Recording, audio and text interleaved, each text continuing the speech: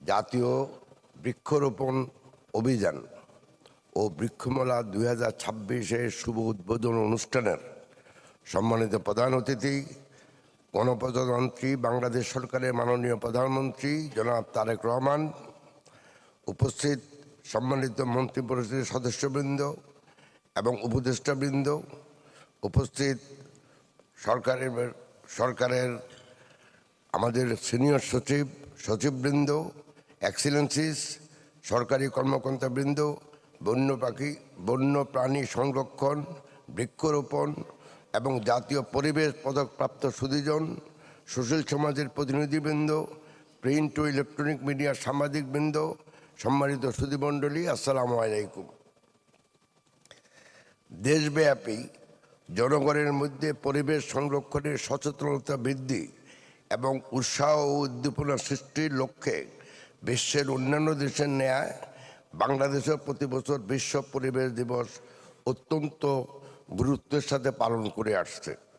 বিশ্ব পরিবেশ দিবস এবং জাতীয় বৃক্ষরোপণ অভিযান উদযাপনের মাধ্যমে প্রতি বছর বাংলাদেশে একদিকে যেমন জাতীয় ও আন্তর্জাতিক পর্যায়ে পরিবেশ সমুন্নত রাখার উদ্দেশ্যে বিশ্ব সম্প্রদায়ের সঙ্গে একযোগে কাজ করছে, অপরদিকে পরিবেশ, বন ও জলবায়ু মন্ত্রণালয়ের আওতাধীন পরিবেশ অধিদপ্তর এবং বন অধিদপ্তরের মাধ্যমে পরিবেশ সংরক্ষণ ও পরিবেশের মান উন্নয়নের এই অনুষ্ঠানের মাধ্যমে জনগণকে সচেতন করে চলেছে।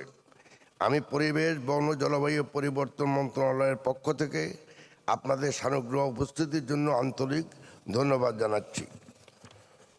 গণপ্রজাতন্ত্রী বাংলাদেশ সরকারের মাননীয় প্রধানমন্ত্রী তারেক রহমান বিশ্ব পরিবেশ দিবস ও জাতীয় বৃক্ষরোপণ অভিযানের উদ্বোধনী অনুষ্ঠানে প্রধান অতিথি হিসাবে উপস্থিত থেকে অনুষ্ঠানটিকে মহিমান্বিত করেছেন।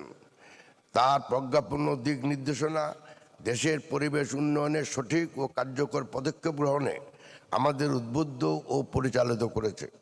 পরিবেশ, বন ও জলবায়ু মন্ত্রণালয়ের পক্ষ থেকে আমি মাননীয় প্রধানমন্ত্রীকে শুভেচ্ছা ও আন্তরিক ধন্যবাদ জানাচ্ছি। সুধীমণ্ডলী, জাতিসংঘ কর্তৃক এবারের বিশ্ব পরিবেশ দিবসে নির্ধারিত প্রতিপাদ্য হল জলবায়ু পরিবর্তন, আজকের পদক্ষেপ, আগামীর নিরাপত্তা।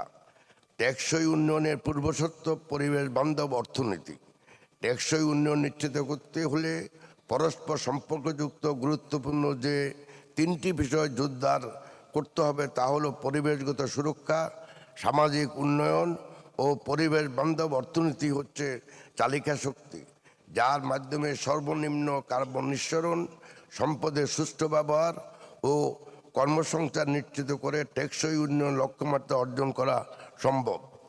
পরিবেশ বান্ধব অর্থনীতি নিশ্চিত করতে দূষণমুক্ত উৎপাদন ব্যবস্থা, দারিদ্র্য বিমোচন এবং সবুজ কর্মসংস্থান সৃষ্টির জন্য আমরা মাননীয় প্রধানমন্ত্রীর নেতৃত্বে দায়িত্ব পালন করে যাচ্ছি। সম্মানিত সুধীমণ্ডলী, এবছর জাতিসংঘের জলবায়ু পরিবর্তন বিষয়ক কারিগরি সংস্থা IPCC কর্তৃক প্রণীত সর্বশেষ 6th অ্যাসেসমেন্ট রিপোর্ট অনুযায়ী বৈশ্বিক জলবায়ু পরিবর্তনের প্রভাবে মানব সভ্যতার অস্তিত্ব হুমকির মুখে পড়েছে।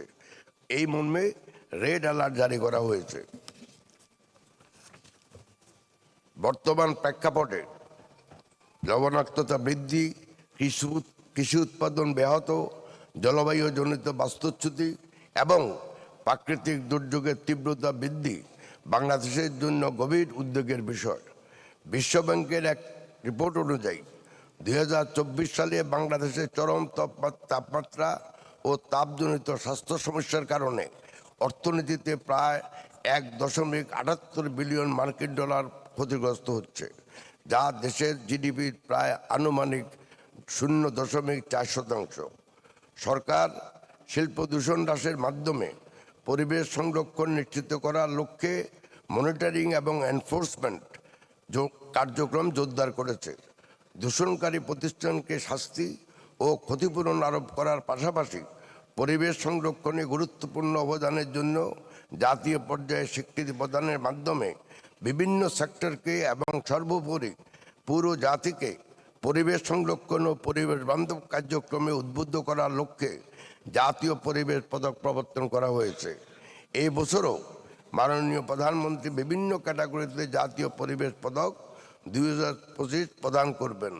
পরিবেশ পদক প্রাপ্ত সকলকে আমার আন্তরিক অভিনন্দন জানাচ্ছি।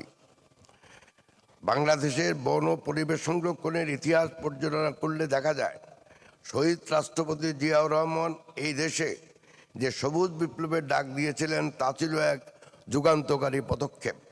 তিনি আমাদের শিখিয়েছিলেন কিভাবে খাল খনন আর বৃক্ষরোপণের মাধ্যমে একটি দেশকে স্বনির্ভর ও সবুজ করে তোলা যায়।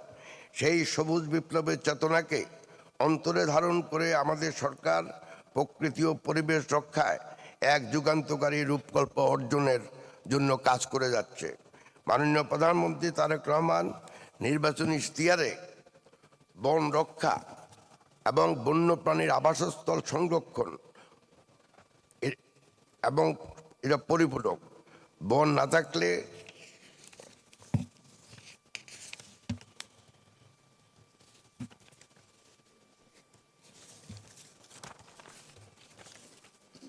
আগামী 5 বছরে সারা দেশে 25 কোটি বৃক্ষরোপণের এক যুগান্তকারী ঘোষণা দিয়েছেন। এটি কেবল একটি সংখ্যা নয়, এটি জলবায়ু পরিবর্তনের বিরুদ্ধে আমাদের টিকে থাকার হাতিয়ার। 2030 সালে দেশের বৃক্ষাচ্ছাদন 25% উন্নীত করার লক্ষ্যে আমরা নিরলসভাবে কাজ করে যাচ্ছি। সবুজায়নের ক্ষেত্রে সামাজিক বনায়ন অতুলনীয় ভূমিকা পালন করছে। সামাজিক বনায়নে শুধু বৃক্ষরোপণই করা হয় না, এটি বন সংরক্ষণ ও প্রান্তিক মানুষের ভাগ্য বদলের একটি হাতিয়ার। সামাজিক বনায়নে স্থানীয় দরিদ্র মানুষ ও নারীরা বনের অংশীদার হিসাবে কাজ করছেন। সামাজিক বনের আবর্তনকালে উত্তীর্ণ হওয়ার পর আহরিত বনজ সম্পদের বিক্রয়লব্ধ অর্থের বড় অংশ পাচ্ছেন এই অংশীদারেরা, যা প্রমাণ করে যে বনায়ন ও দারিদ্রতা বিমোচন একে অপরের সাথে সম্পর্কিত। একই সাথে বনাঞ্চল রক্ষায় সহব্যবস্থাপনা ও সহযোগিতামূলক বন ব্যবস্থাপনা বাস্তবায়ন করা হচ্ছে। বন রক্ষায় স্থানীয় মানুষকে দায়িত্ব ও অধিকারের অংশীদার করার এই পদ্ধতি আর সারা বিশ্বে প্রশংসিত হচ্ছে। বনায়নের ক্ষেত্রে আমরা গতানুগতিক ধারা থেকে বেরিয়ে এসেছি। এখন আমরা গুরুত্ব দিচ্ছি স্থানভিত্তিক প্রজাতি নির্বাচন। দেশের কোন অঞ্চলের মাটি ও পরিবেশ কোন গাছের জন্য উপযোগী তা বৈজ্ঞানিকভাবে নির্ধারণ করে বনায়ন করা হচ্ছে। আমাদের উপকূলীয় অঞ্চলে তৈরি করা হচ্ছে শক্তিশালী সবুজ বেষ্টনী, যা ঘূর্ণিঝড় ও জলোচ্ছ্বাসের বিরুদ্ধে প্রাকৃতিক দেওয়াল হিসাবে কাজ করছে। আমরা বিলুপ্তপ্রায় ও বিপন্ন উদ্ভিদ প্রজাতি সমূহ সংরক্ষণে সর্বোচ্চ গুরুত্ব দিচ্ছি। বিলুপ্তপ্রায় প্রজাতির চারা উৎপাদন করে তা পুনরায় প্রকৃতিতে ফিরিয়ে দেওয়ার কার্যক্রম জোরদার করা হয়েছে।